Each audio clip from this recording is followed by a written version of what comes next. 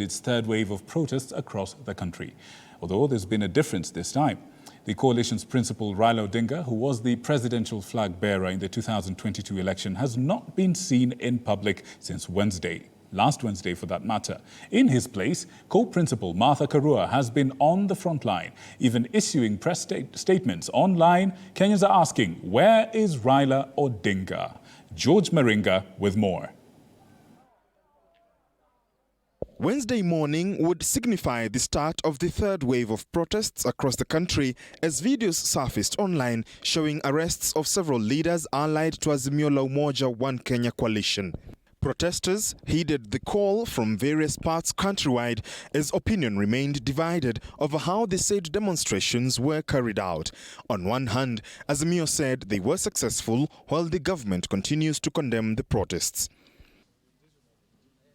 In previous waves of protests, Azimio principals and leaders such as Raila Odinga, Martha Karua and others have led and/or joined protesters in action, especially in Nairobi City. This has not been the case since Wednesday this week, and on Thursday, Raila was not seen in public again as had been anticipated. Come Thursday evening, Raila Odinga was top trending on Twitter as questions lingered on his whereabouts. In a press statement issued by Azimio on Wednesday, co-principal Martha Karua condemned the arrests of leaders allied to the coalition. The statement was signed by Karua. On Wednesday evening, Raila's daughter, Winnie Odinga, took to social media, seemingly bemused on reports of Raila's whereabouts.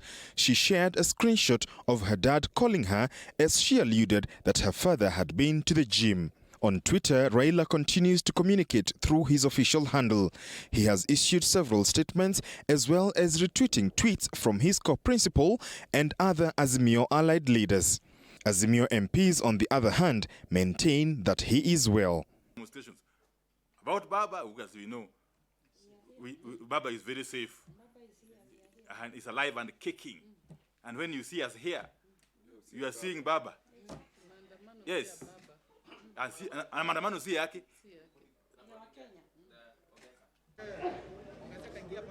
The coalition says it will continue with protests on Friday as they await for Odinga to show up physically.